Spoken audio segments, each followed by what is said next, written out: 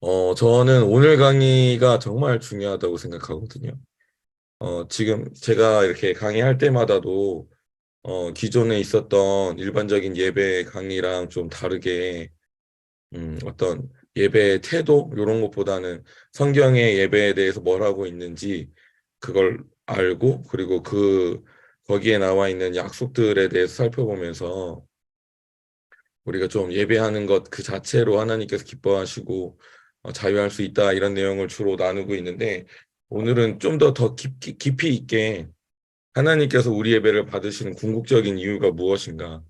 그러니까 이전에 우리가 늘 배웠던 개념은 우리의 어떤 자세가 중요하다, 태도가 중요하다, 일주일에 경건한 삶이 중요하다, 이렇게 많이 배웠을 텐데, 그것보다, 그것이 하나님에게 있어서는 크게 받으실 만한 이유가 되지 않고, 도리어 하나님이 예배를 정하신 이유 때문에, 그리고 예수님께서 우리를 위해 십자가 못 박혀 죽으셨기 때문에, 우리 예배를 하나님께서 받으실 수밖에 없다. 그래서 우리는 받으실 수밖에 없는 예배를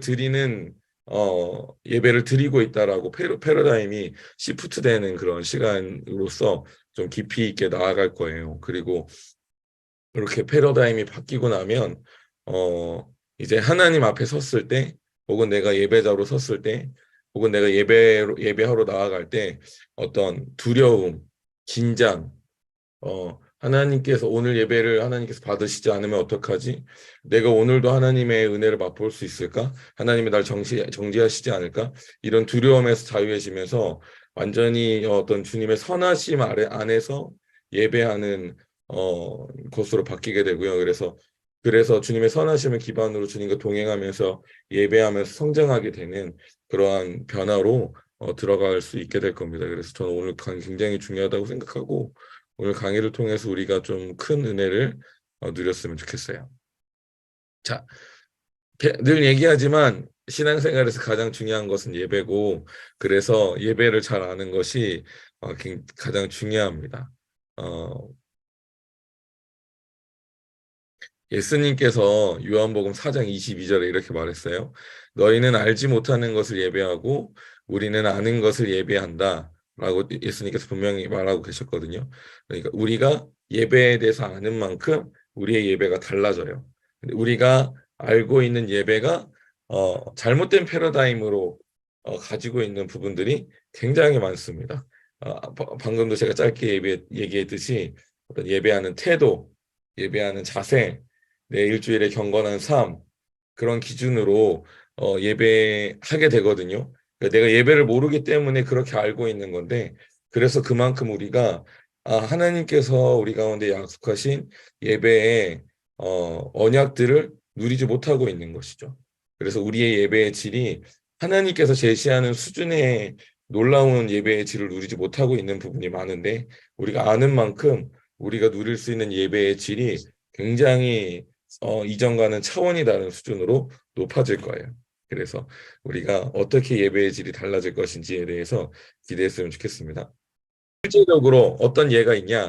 미국에서 예언으로 알려져 있는 굉장히 유명한 교회가 있었어요. 놀라운 예언의 성취가 있는 교회였고, 많은 사람들이 예언을 붙잡고 성취로 나아가는 굉장히 건강한 교회가 있었습니다. 그런데 그 교회에 한 예배 인도자가 청빙을 받아서 예배를 섬기기 시작했어요. 근데 그 예배 인도자는 청빙받아서 예배 인도자로 세워졌는데 일반적인 교회 성도들이 누리는 수준과 다르게 폭발적으로 기도가 응답되는 압도적인 속도로 예언이 성취되는 그런 성장이 그 예배 인도자에게 나타냈어요. 그래서 사람들이 이분은 기존에 있던 사람도 아니고 외부에서 들어왔는데 왜 이 예배 인도자에게는 이런 놀라운 가속도가 예언의 성취에 가속도가 생기냐라고 궁금했고 그 사람을 살펴보기 시작했습니다.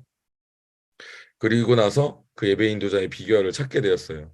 그 인도자는 예배를 통해서 하나님의 임재와 기름 부으심이 가득한 곳으로 나아갔고 거기에서 어떤 예언들을 위해서 기도하고 예언의 성취를 위해서 기도하기 시작했습니다. 예. 예배를 통해서 그 임재 안에서 영광 안에서 그렇게 기도로 나아가고 기름 부으심 안에서 예언적인 선포로 나아가니까 어떤 가속되는 일들이 일어났거든요. 우리의 예배가 변한다는 것은 우리의 인생이 부르심의 성취에 가속도가 붙는다는 것을 의미합니다. 이거는 늘 하는 얘기지만 사실 어떤 강의를 들어도 여러분 이렇게 다 강의하시거든요. 예배면 다 된다. 예언을 들으면 예언이면 다 된다. 약간 이런 류의 풍이 항상 각 모든 강의마다 담겨 있거든요.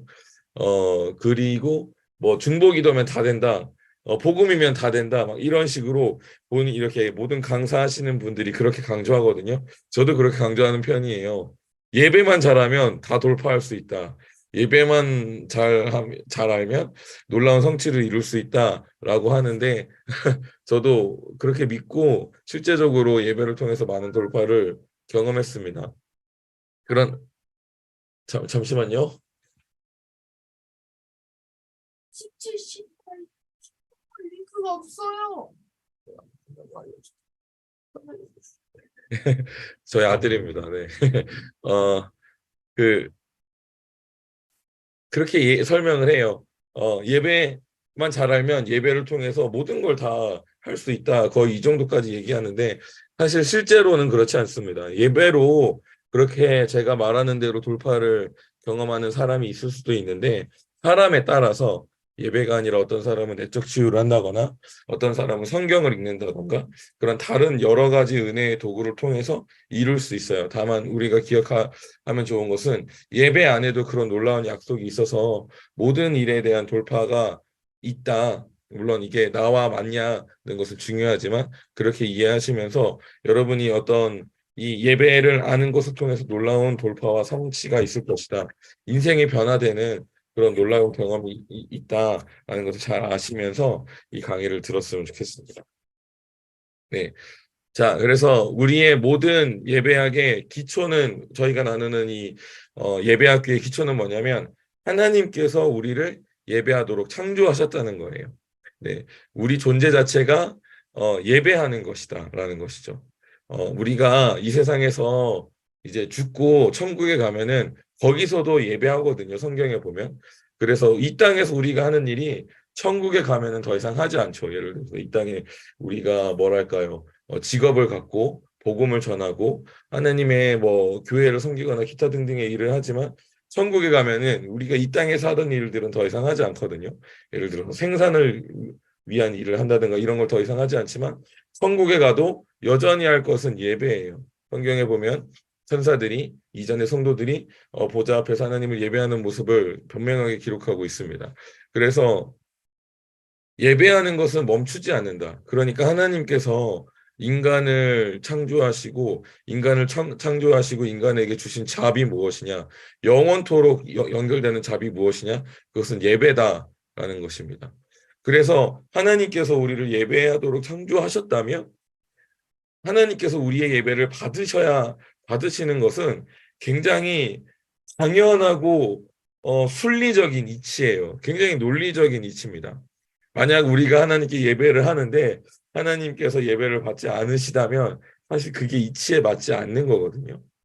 그렇다면 하나님께서 우리를 예배하도록 창조하셨다는 것은 실수하시는 것이고 거짓말하시게 되는 개념으로 되는 거예요. 근데 하나님은 본성적으로 실수하지 않는 분이고 본성적으로 거짓말을 하실 수 없는 분이죠. 그러니까 하나님께서 우리를 예배하도록 창조하셨다면 하나님이 우리의 예배를 받으시는 것은 굉장히 합당한 일입니다. 당연한 법칙이라고 할 수 있는 겁니다. 근데 되게 아이러니한 건 뭐냐면 우리가 예배할 때 어떤 경험을 하고 있어요? 저는 이제는 요 강의 가르치고 나서 제 존재가 완전히 변화됐기 때문에 이런 고민 안 하거든요. 그리고 나서 예배가 행복해졌는데 이 강의안이 나오기 전에 그러니까 제가 아직 이런 예배에 대한 계시가 부어지기 전에는 배웠던 것, 종교적인 개념 안에서 예배를 대했고 그러니까 늘 예배하러 나아갈 때마다 씨름했어요. 매 예배 때마다 하나님께서 우리 예배를 받으시는 것을 느끼며 감격스럽고 기쁘고 즐겁게 예배하는 것이 당연한 거죠. 저도 늘 그런 순간이 너무 좋아서 예배하기로 작정했고 예배에 내 인생을 던졌거든요. 근데 막상 제가 예배에 제 인생을 던져놓고 예배에 대해서 공부하고 어떤 거룩함에 대해서 배우고 경건함에 대해서 배우고 갖춰야 되는 것에 대해서 배우면서 점점 예배가 무거워지고 부담스러워지고 즐거움이 사라지고 도리어 스트레스가 되는 일이 일어났어요. 그래서 제가 고등학교 3학년 때부터 예배 인도하기 시작했고, 이제 신학교 갔고 예배 사역 쭉 하면서 예배를 했는데, 제가 그렇게 한 10년간 내 이 모든 열심과 내가 이 기준이 알았던 개념으로 뛰어들어갔는데, 결국 제 안에 남았던 결과는 뭐냐면, 예배가 너무 힘들다. 너무 스스로 불행해지고, 무겁고, 괴로워지는 결과가 나타났어요. 그래서 그런 질문들입니다. 예배 인도할 때 임재하시 하나님의 영광을 경험하면서 행복을 누리는가? 아니면 좋을 때도 있고 나쁠 때도 있는가?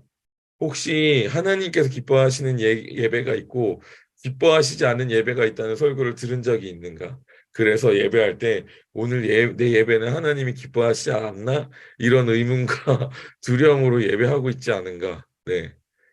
걱정하고 염려하고 하나님께서 혹시 나를 미워하시면 어떡하나 그런 생각을 하고 있지 않은가 이런 생각을 해보셨으면 좋겠어요. 저는 그런 생각에 짓눌려서 예배 인도할 때 너무 무거웠습니다. 그래서 예전에는 막 하나 예배 시간이 제일 행복해요. 내 인생의 가장 행복한 순간은 하나님을 예배할 때예요라고 할 정도로 제가 예배를 좋아했는데 10년 후에 제 모습은 예배를 준비하고 예배 인도를 할 때 제 얼굴은 모든 어떻게든 이겨내기 위한 집중과 그 불안함과 이런 것들로 이렇게 얼굴이 이렇게 찌그러진 상태로 늘 예배를 하곤 했습니다.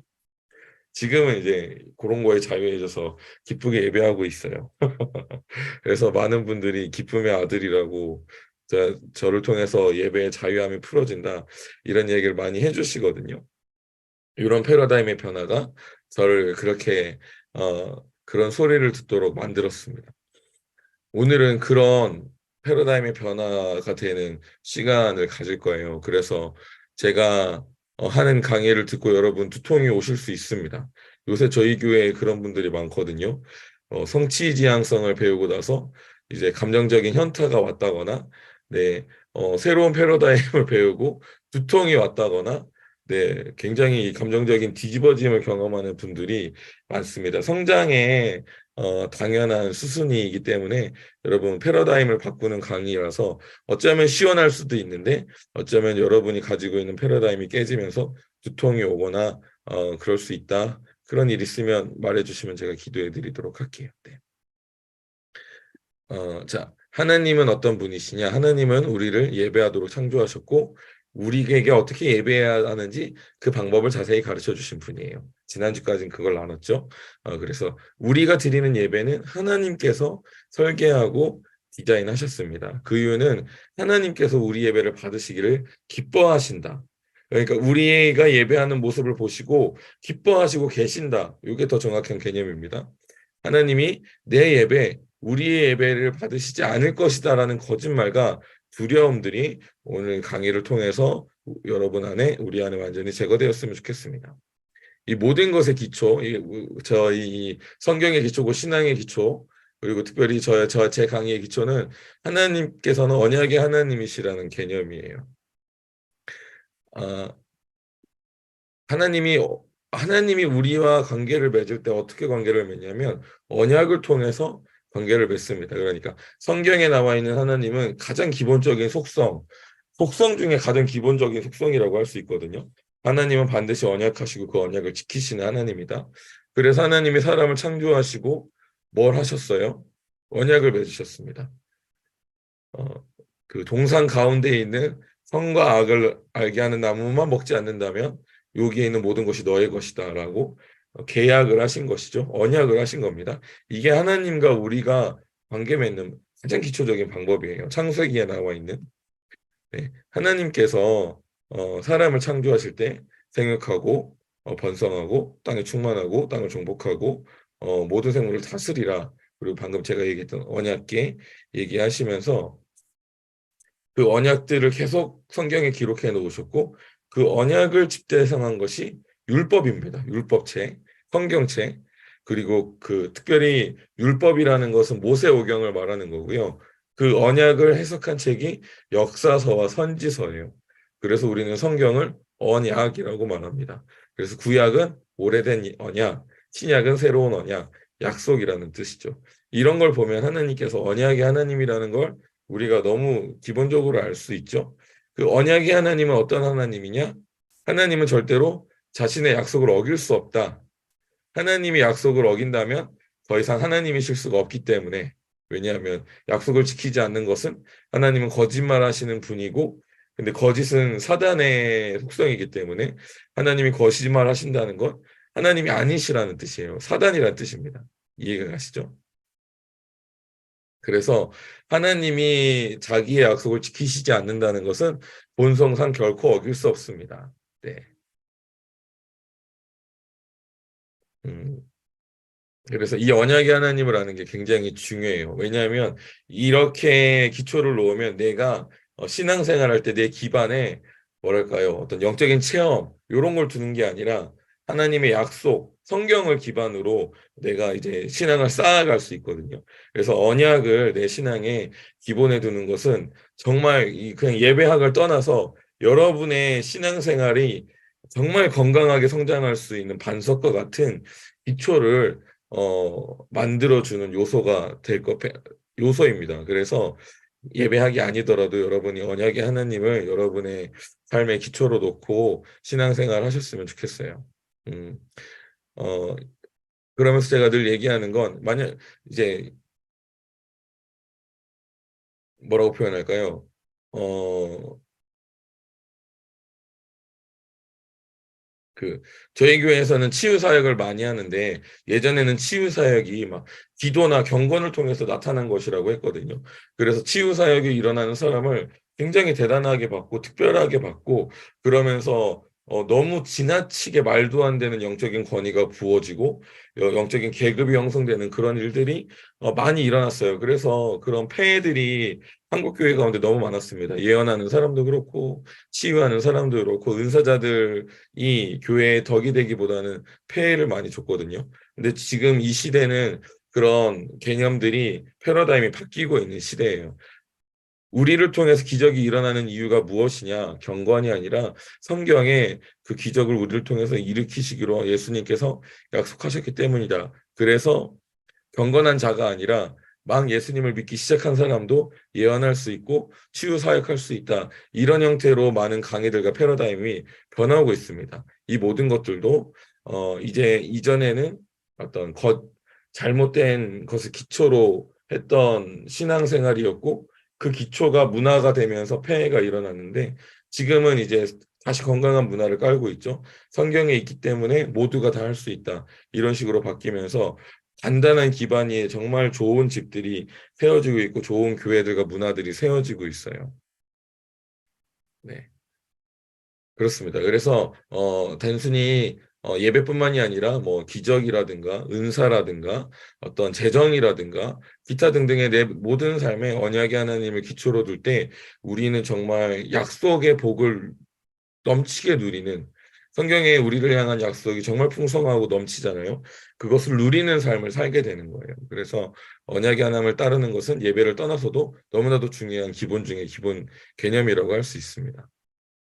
그리고 예배할 때는 특히 이전에는 내 경건을 바라보면은 계속해서 나아갈 수 있는 동력이 없거든요. 제가 그래서 제 스스로도 많이 말하고 저희들끼리는 이런 얘기 많이 하는데 저는 원래 쓰레기라는 걸 잘 알고 있습니다. 저를 바라보면 나를 바라보면 내가 결국 찾는 건 나는 쓰레기다라는 것밖에 발견할 수 없거든요. 이게 단어가 너무 부담돼서 어떻게 자기를 그렇게까지 얘기하냐고 하는데 사도 바울이 사도로서 그렇게 사역하고 나서 결국 말년에 뭐라고 얘기했냐면 나는 죄인 중에 개수다라고 얘기했어요. 그 당시에 개수가 지금 제가 얘기하는 쓰레기 같은 단어입니다. 이해가시죠? 사도 바울이 그 정도로 얘기했을 정도니까요. 엄청나게 우리가 우리 자신을 내면을 계속 보게 되면은 결국에 발견하는 건 죄밖에 없어요. 남는 게 죄밖에 없거든요. 그러니까 하나님께 예배할 때 내가 하나님께 나아갈 수 있는 존재인가라는 걸 어떤 언약의 기초가 아니라 경건이라든가 잘못된 개념을 바라보면서 나아가잖아요. 절대 나아갈 수 없거든요. 반드시 한계가 찾아와요.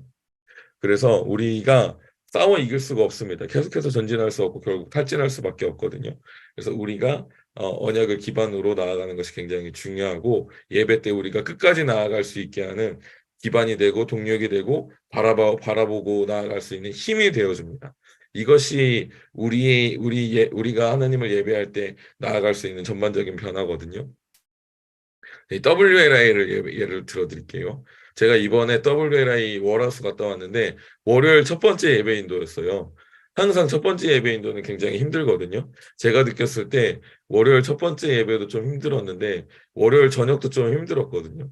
근데 그 저녁 때 성령께서 강력하게 역사하시면서 분위기가 바뀌어서 화요일 때부터는 예배가 너무 편해졌는데 월요일 첫 예배는 늘 어딜 가나 늘 항상 힘들어요.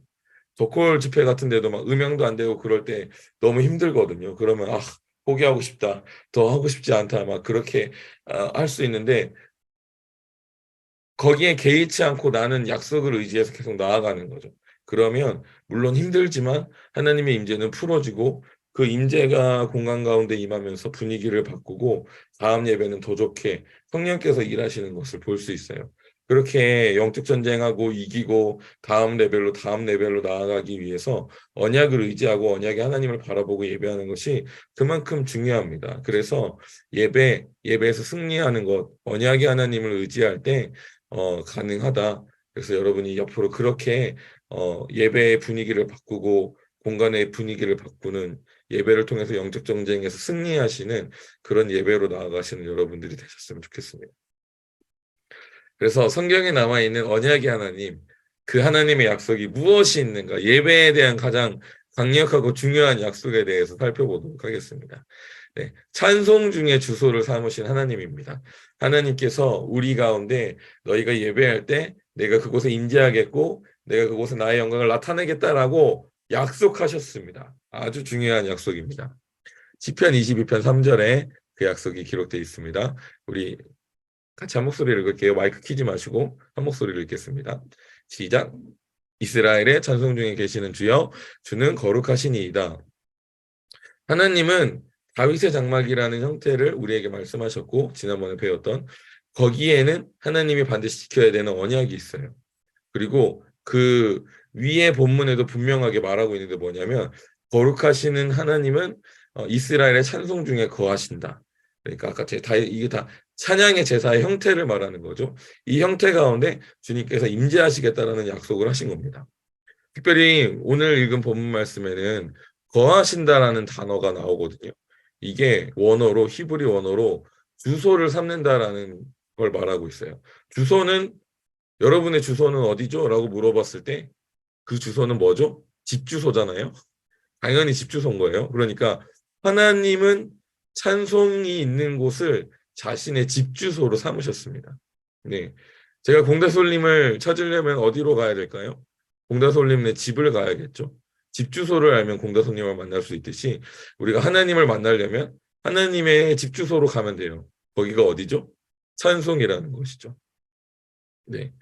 그래서 하나님은 찬양이 있는 곳이 찬양이 불려지는 곳을 자신의 집으로 삼으셨어요. 어, 그래서 하나님께서 찬양 중에 우리가 찬양의 제사로 예배할 때 임재하신다는 것은 언약입니다. 그리고 우리가 언약의 하나님의 개념을 적용하면 이 언약은 취소될 수가 없고 만약에 주님이 이 언약을 지키지 않으면 주님은 거짓말 하시는 분이 되는 거예요. 그러니까 우리가 찬양을 한다면 그 상황이 어떻든 환경이 어떻든 내 문제가 어떻든 상관없이 주님께서는 임재하셔야 됩니다. 특별히 제가 명확하게 꾸집어내자면 내가 재중에 있을 때에도 하나님은 찬양 중에 임재하세요. 내가 예배 인도하기 하러 오기 전에 와이프랑 대판 싸웠어요. 그럼에도 불구하고 주님은 그 예배 가운데 임재하시고 내 위에도 임재하실 수 있는 것이죠. 내 상황과 환경이 나를 누를지라도 찬양을 드릴 때 하나님의 임재가 내 위에 임하시고 우리를 자유케 하시는 일들이 예배 가운데 일어나는 것입니다. 언약의 하나님을 의지한다는 것은 그렇게 하나님께서 내 예배 내가 찬양할 때 임재하신다는 것을 신뢰함으로 예배하는 거예요. 제가 한 번은 미국에 있는 중보기도 팀이랑 같이 어 서울에 홍등가들을 돌아다니면서 예배한 적이 있어요. 그 진짜 여전히 성매매가 일어나는 암흑 같은 촌이 있거든요. 거기는 불도 켜지 않고 진짜 들어가면은 굉장히 공포스러운 곳이에요. 신림동인가? 정확히 무슨 동인지는 잘 모르겠는데 한 큰 블럭이 홍등가 사창가더라고요. 근데 저희가 거기를 이렇게 걸어서 가로질러 가면서 찬양하고 기도하면서 가로질러 갔거든요.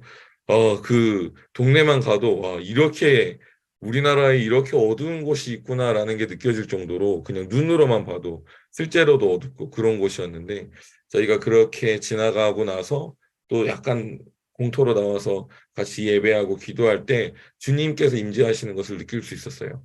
그곳을 한가운데를 가로질러 가면서도 찬양하고 기도하는데 주님께서 나와 함께 계시고 임재하시는 것을 느낄 수 있었거든요. 그러니까 상황과 환경에 상관이 없는 거죠. 그 죄가 간영한 곳에 있을지라도 내가 찬양하는 그곳에 주님께서 집으로 주소를 삼으시고 그 가운데 임재하시는 것을 실제로 경험할 수 있었습니다. 네. 아주 중요한 개념입니다. 그래서 여러분이 언제 어디서든 어떤 상태에 있든 어느 곳에 있든 여러분이 예배할 때 하나님께서 그곳 가운데 임재하십니다. 하나님은 어, 그래서 이 언약의 하나님이 사실은 어떻게 보면은 이거는 조금 많이 여러분이 안 들으실 수 있는데 저는 어느 정도까지 생각하냐면 하나님이 거짓말 하실 수 없으면 이거는 법칙이다라고 생각하거든요. 그래서 저는 이게 언약의 하나님이 아니라 하나님께서 이렇게 언약하셨습니다가 아니라 말로는 그렇게 하는데 왜냐면 법칙이면은 관계성에서 벗어나 가지고 너무 하나님을 이제 에너지로 여기게 되는 잘못된 개념으로 빠질 수 있어서 언약이라고 늘 표현하면서 관계성을 늘 얘기하지만 제 마음 안에는 이거는 법칙이다까지 생각하고 있습니다. 공식이다. 이 공식은 결코 뭐랄까요?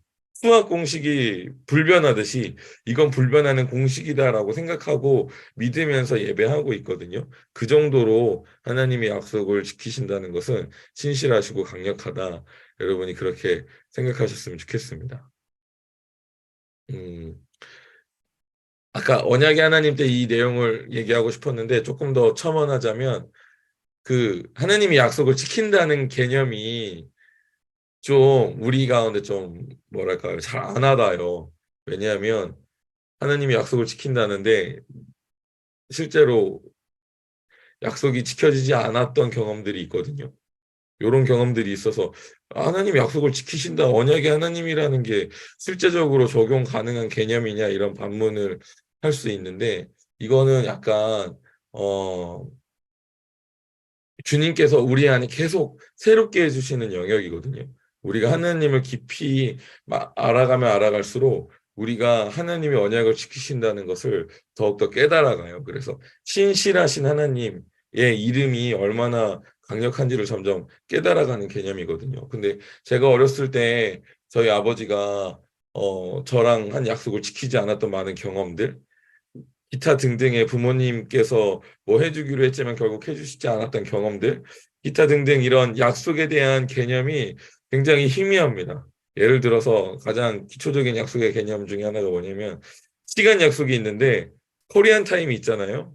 10분, 20분. 요새 핸드폰 생기고 나서는 뭐 코리안 타임이 이제 1시간도 가능하다라고 얘기하는 사람들도 있는데 그렇게 약속이라는 게 절대적으로 지키지 않는다라는 개념이 있기 때문에 우리가 언약의 하나님을 생각할 때 약간 그 하나님께서 언약을 지키신다라는 개념이 굉장히 희미하거든요. 지체될 수도 있고 느려질 수도 있고 안 지키셔도 하나님의 언약의 하나님이라는 게 스크래치가 나지 않는다 이렇게 생각하는데 하나님 입장에서는 절대 그렇지 않은 아주 강력한 개념이거든요. 그래서 여러분이 언약의 하나님의 개념을 약간 정말 공식처럼 받아들일 수 있을 정도로 하나님이 신실하게 약속을 지키신다라는 개념으로 새로워지셨으면 좋겠어요. 자, 그리고 이 다음 단락은 어떤 파트냐면요. 어, 내 상태, 내 재화 정말 중요하지 않다라는 개념입니다.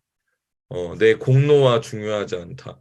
어, 이건 조금 이해하기 어려운 개념일 수도 있는데 하나님은 우리의 찬양을 필요하지 않으세요. 이게 어떤 개념이냐면 이거 뭐로 설명해야 돼? 다른 말로 표현하면은 제가 써놓고도 이게 늘 설명하기 어려운 개념이거든요.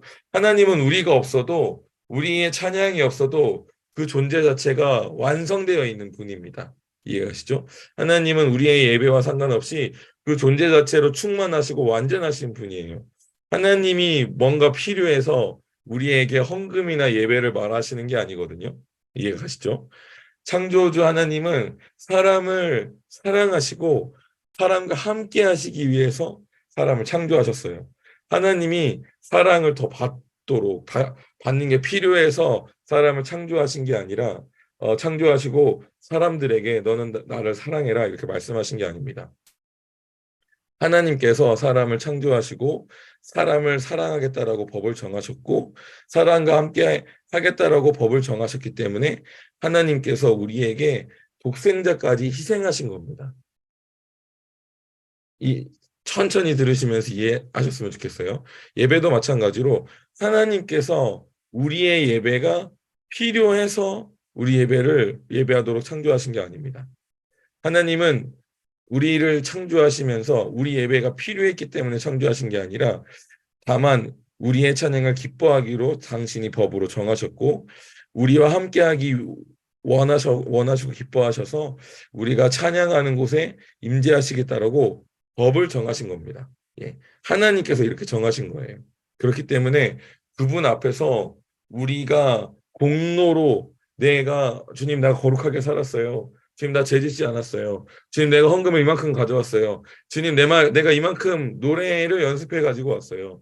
실력을 연습해 왔어요. 내 기름 부으심이 이 정도 돼요. 이런 걸로 자랑할 수 없다는 거예요. 우리의 공로, 경건, 노력, 열정과 열심이 하나님에게는 아무 필요가 없다. 이게 제일 중요한 핵심이에요.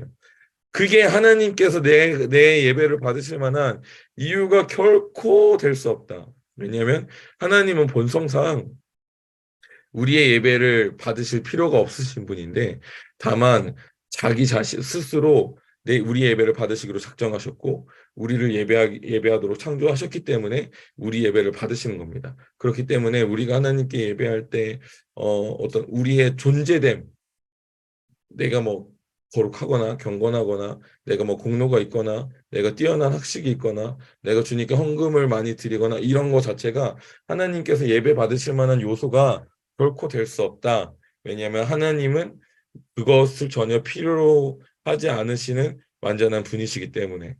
네. 그래서 하나님께 우리의 예배에 반응하시는 이유는 하나님께서 그렇게 예배에 대해서 내가 이렇게 반응하기로 언약하셨고 법을 세우셨기 때문입니다.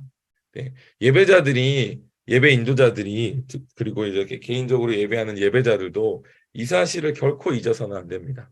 네. 하나님이 우리를 기뻐하시고 하나님이 우리를 사랑하시고 우리의 열정과 열심을 기뻐하시는 건 우리의 경건과 노력과 열정과 열심이 하나님이 보셨을 때 무엇이 되기 때문이 아니라 하나님께서 우리를 보시고 기뻐하시기로 작정하신 언약 때문인 거예요. 완전히 다른 개념입니다. 그래서 내가 좋을 때도 내가 나쁠 때도 모든 예배가 하나님이 기뻐 받으시는 예배가 되는 것입니다. 이 개념이 굉장히 중요합니다. 어, 제가 예배 사역을 많이 하고 예배를 많이 드리면서 느낀 게 뭐냐면 가끔 예배 나갈 때는 예배하는 감정이 충만해요. 감정적으로 충만한 상태로 주님께 집중할 수 있는데 어, 정말 예배 인도를 많이 하다 보면은 사실은 감정도 쏟아내면은 새로운 감정이 생길 때까지 시간이 필요하거든요. 근데 예배하다 보면 많이 예배하다 보니까 매일 예배하다 보니까 감정이 없어지더라고요.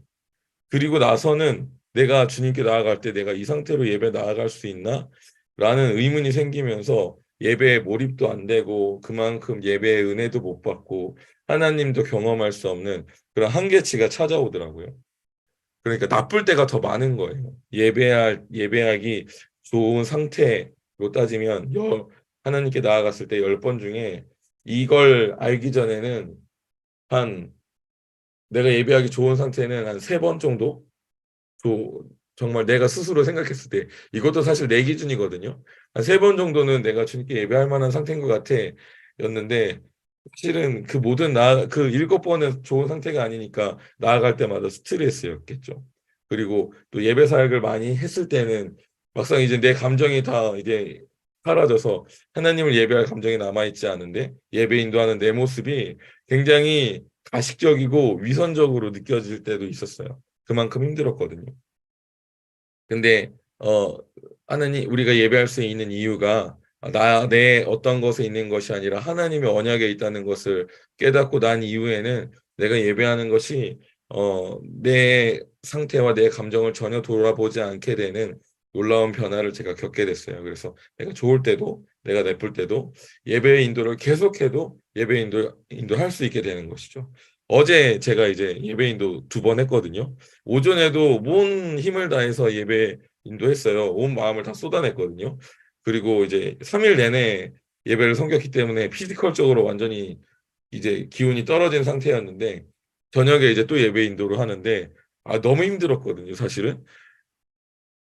원래 막 음악적으로 엄청 빵빵하게 일렉도 있고 그런 상태에서 예배했는데 일렉 기타도 사라지고 많은 분들이 이제 호스트들도 다 사라지고 뭔가 이상한 그런 느낌의 예배를 했음에도 불구하고 그리고 제가 하기 전에도 와, 너 너무 예배 인도하기 싫다.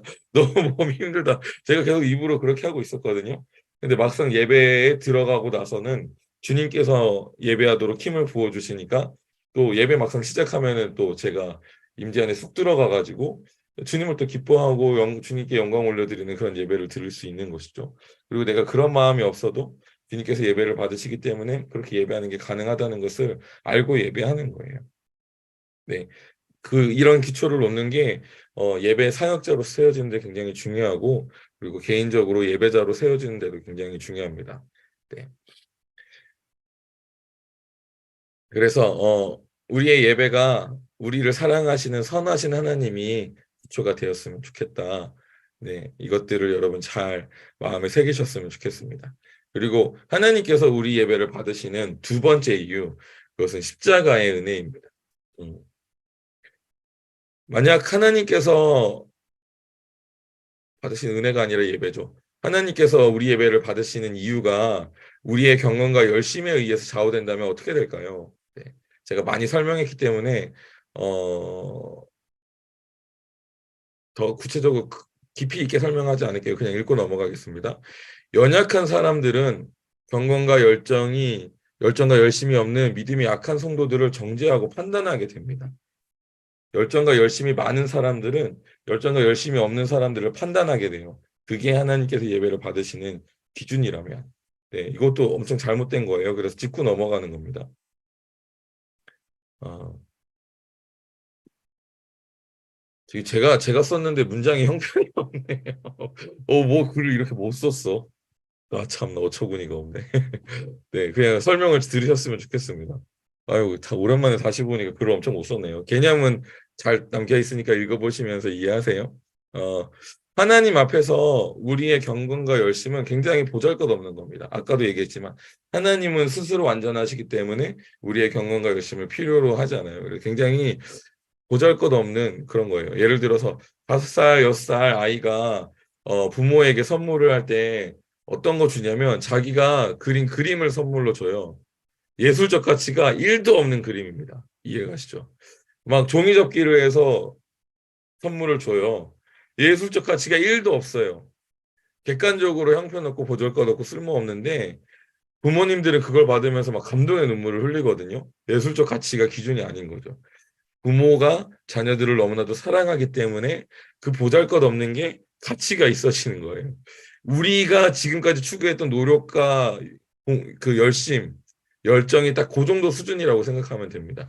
하나님이 5살, 6살 사이 아이를 보고 너 정말 열심히 하는 게 너무 사랑스럽다. 너의 재롱이 너무 이쁘다. 감격하는 그 수준이라고 생각하시면 됩니다. 네. 우리의 예배가 하나님께 가치가 있는 것, 하나님께서 우리 예배를 가치 있다라고 작정하셨기 때문이에요. 은혜가 기초고 언약이 기초입니다. 어, 조금 더 구체적으로 나아가서 거룩의 개념에 대해서 우리가 다시 이해했으면 좋겠는데요. 우리가 거룩하신 하나님께 예배하려면 거룩해야 된다. 그래서 일주일의 삶이 중요하다. 주일만 주일이 아니라 일주일에 6일도 거룩하게 살아야 주님께서 주일에 드리는 예배를 받으신다. 이런 설교 들어보신 적 있습니까? 네, 제가 하는 내용이랑 완전히 다른 거예요. 근데 지- 방금 제가 설명했던 그런 일주일의 삶이 거룩해야 주일에 예배를 받으신다라는 이런 개념의 설교가 저도 그렇게 많이 들었고, 그래서 정말 열심히 살려고 노력했거든요. 조금이라도 더 거룩했으면 좋겠고, 조금이라도 더 죄 없이 주님께 나아가려고 노력했어요. 근데 이게 정말 부질없다는 것을 제가 거룩에 대한 개념이 명확해지면서 깨닫게 됐습니다. 음, 우리가 아무리 노력해도 하나님이 봤을 때 하나님 앞에 서면 다 드러나게 되거든요. 어, 검은색 있는 곳에 네, 검은색 여기 보시면은 요 검은색이랑 빛이 나오면 안 되는데 요 아이패드 배경의 검은색은 다른 검은색이거든요. 근데 검은색 옆에 있으면은 그렇게 티가 안 나잖아요. 같은 검은색이잖아요. 근데 여기 하얀색 옆에 가면은 검은색이 엄청 티가 나는 거죠. 우리가 하나님 앞에 서면은 우리가 얼마나 더러운지 그냥 객관적으로 드러나게 되거든요. 우리가 아무리 노력과 열심으로 우리를 하얗게 만들어도 진짜 새하얀 하나님 옆에 서면은 우리의 시꺼먼이 드러날 수밖에 없어요. 만약에 우리가 하나님이 세우신 거룩한 기준을 도달하려고 하면은 결코 그 기준에 도달할 수 없습니다. 근데 약간 일반적으로 우리 한국 교회 가운데 그런 개념이 세워져 있거든요. 그 기준이 있고 그 기준에 도달하는 삶을 사십시오. 이런 메시지가 많이 선포되어지고 있어요. 근데 하나님의 관점을 봤을 때 우리의 노력으로는 결코 그 기준에 넘어설 수 있는 사람이 아무도 없습니다. 그렇기 때문에 예수님이 이 땅에 오신 거예요. 만약에 우리가 그 기준에 도달할 수 있다가 진리였으면 예수님이 이 땅에 오실 필요도 없는 거거든요. 그러니까 이거 제가 좀 강력하게 까는 건데 이런 메시지 자체는 예수님을 부정하는 메시지예요. 예배에 대해서도 예배는 예수님과 상관없어지게 만드는 메시지거든요. 예배가 우리가 주님께 나아가야 되는 이유가 항상 예수님이 기준이어야 되는데 거룩해야 예배를 받으신다는 건 우리 예배에 예수님을 아무 상관없이 만들어 버려요. 너의 열심과 너의 거룩이 중요하다라는 잘못된 메시지가 치환되는 거거든요. 이런 개념이 한국 교회에 생각보다 많이 있어요. 오늘 제 강의를 들으면서 그런 것들이 완전히 제거되셨으면 좋겠습니다. 예수님께서 우리 죄를 위해 죽으셨고 우리의 모든 죄의 값을 지불해 주셨어요. 이거 우리가 교회 다니면서 가장 처음 배우는 내용이잖아요. 그래서 하나님 앞에 설 때 예수님께서 우리 옆에서 우리를 변호해 주세요. 그래서 성경에 보면은 보혜사도 그렇고 예수님도 보혜사라고 하고 예수님께서 우리의 죄를 변호하신다라고 하시죠. 예수님께서 우리의 모든 죄의 값을 지불하셨기 때문에 하나님 앞에 설 때 우리는 죄가 없는 상태가 되는 겁니다. 그리고 사단이 우리를 정죄할 때도 예수님은 우리 옆에서 딱 하나님한테 내가 이 사람의 모든 죄의 값을 지불했습니다. 그렇기 때문에 이 사람은 의롭습니다. 더 나아가서 이 사람은 죄가 없는 상태입니다. 이게 거룩의 개념이거든요. 거룩합니다라고까지 예수님께서 말씀해 주시는 겁니다. 어, 그래서 예수님의 대속의 은혜로 인해서 우리는 죄를 짓던 죄를 짓지 않던 죄의 문제와 아무 상관없는 존재가 됐어요. 그것이 우리의 현재의 의 위치입니다. 예수님을 믿는 우리의 위치고 우리의 특권이에요. 그래서 하나님께 나아갈 때 늘 예수님이 우리 옆에서 우리를 변호하시거든요. 이 사람은 죄가 없습니다. 이 사람의 모든 죄의 값은 지불되었기 때문에 이 사람은 아버지 당신의 자녀입니다. 라고 선언해 주면서 나아갈 수 있게 예수님께서 변호해 주세요. 이게 예배할 때 예수님이 우리를 향해서 하시는 말이고 사단은 뭐라고 얘기하냐면 하나님, 이 죄인을 보십시오. 이 죄인을 심판하시고 이 죄인을 정죄하십시오라고 말합니다. 이게 사단이 하는 일이거든요. 우리가 하나님 앞에 나아갈 때 이 두 마음이 싸워요. 그리고 성경은 뭐라고 얘기하고 있냐면 로마서 8장에 그리스도 예수 안에는 결코 정죄함이 없나니라고 얘기하고 있어요. 그러니까 우리가 예배할 때도 그 기준으로 하나님께 예배해야 되는데 복음의 기준으로 기초로 하나님을 예배해야 되는데 예배할 때는 그 기초로 예배하지 않아요. 왜냐하면 우리가 너무나도 많이 예배 때는 이게 아니라 일주일에 거룩한 삶이 중요하다. 너의 경건과 노력이 중요하다. 너의 열심이 중요하다. 너의 태도와 자세가 중요하다. 이런 말씀을 너무 많이 들으면서 복음과 선거와는 상관없이 예배하고 있는 거죠. 정말 잘못된 개념인데 여러분 예배할 때 이제 정죄를 결코 받아들이시지 않으시기를 축복합니다. 정죄는 하나님으로부터 오는 게 아니에요. 예수님으로부터 오는 게 아니라 사단으로부터 오는 겁니다. 예수님은 우리에게 너는 하나님의 자녀다. 너는 하나님께 나아갈 너는 의롭게 된 자다. 너는 거룩한 자다라고 말씀하는 분이 되세요. 그렇기 때문에 오직 예수님만 우리가 하나님의 기준에 들어갈 수 있는 유일한 이유가 되는 것이죠. 경건과 노력과 열심이 아니라 그렇기 때문에 우리가 하나님께 나아갈 수 있는 그 유일한 통로는 오직 예수님이시다. 네. 그렇게 여러분 기억하시면 되겠습니다. 그래서 우리 하나님께서 우리의 예배를 받으시는 근본적인 두 가지 이유. 첫 번째는 하나님께서 우리의 찬송을 주소로 삼으셨다라고 언약하셨기 때문이다.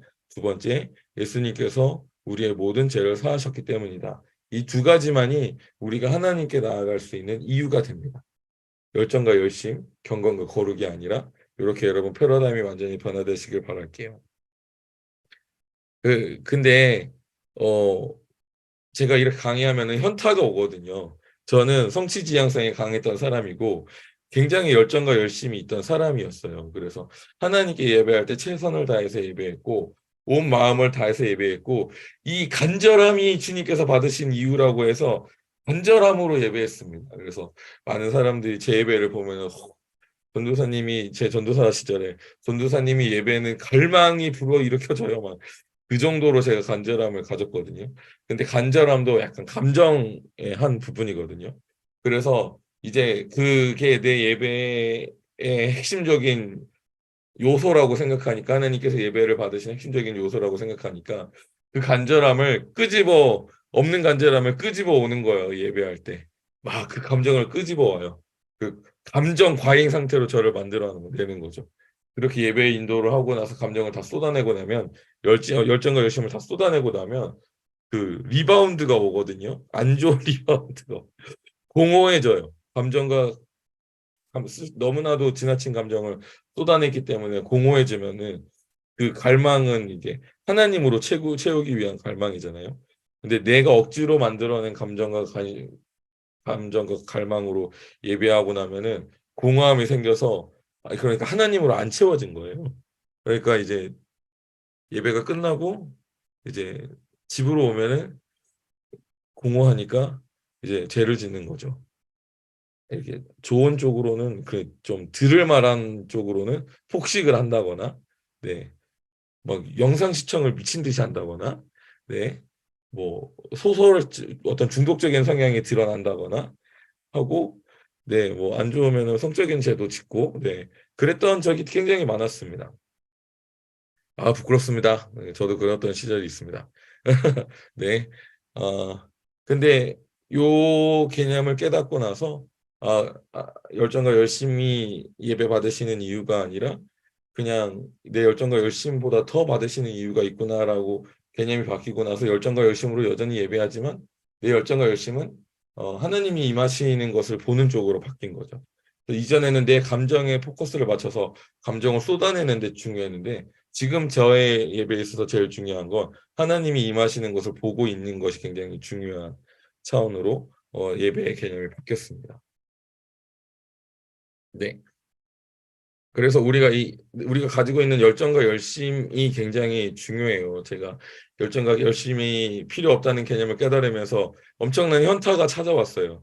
내 존재의 이유 같은 열정과 열심이었는데 이게 예배할 때 필요가 없다고 깨닫는 순간 현타가 찾아오고 3달간의 방황이 저에게 있었습니다. 그리고 혹시 제가 제 강의를 듣고 내 열정과 열심히 필요가 없다고?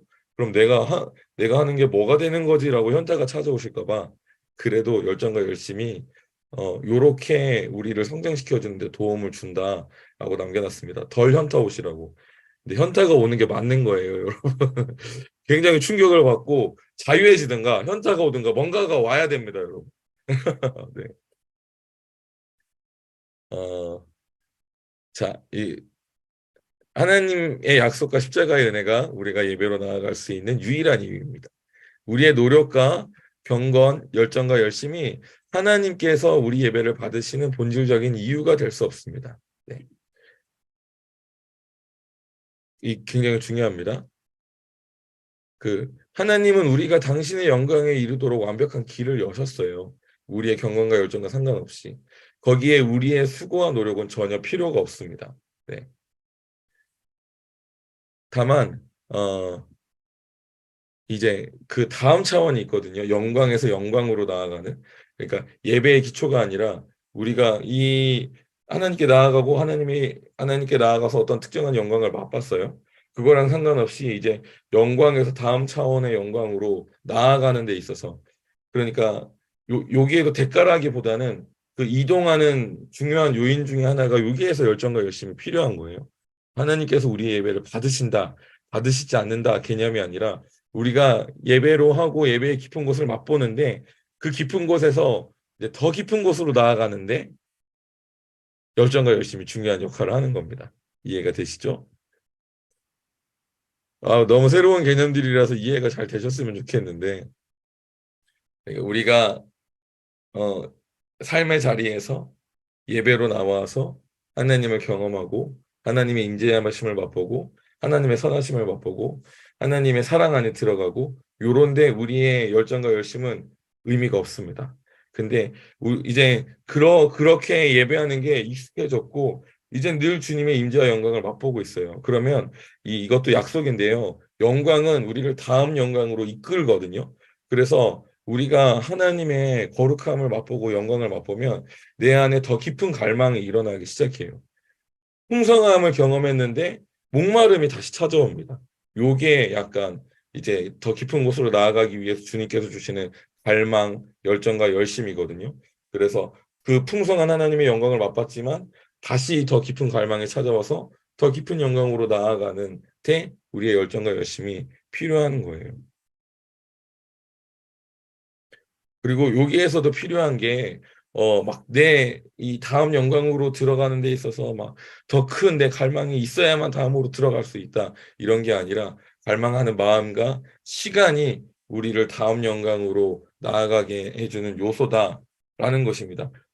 특별히 오늘 강의에서는 중요하지 않아가지고 짧게 설명했는데, 이것도 처음 들어보면 모호한 개념이라 이해가 잘 될지 모르겠지만 중요한 결론적으로 말하면 우리가 드리는 대가는 늘 중요하지 않아요.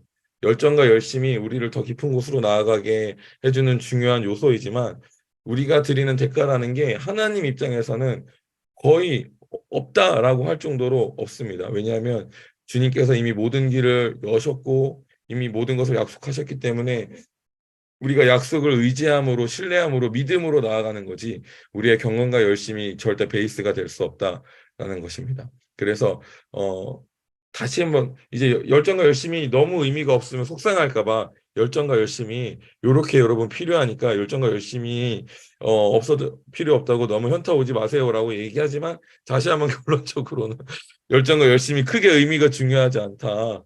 그걸 과대평가해서는 안 된다. 왜냐하면 너무 과대평가되어 있는 개념이 우리 안에 있거든요.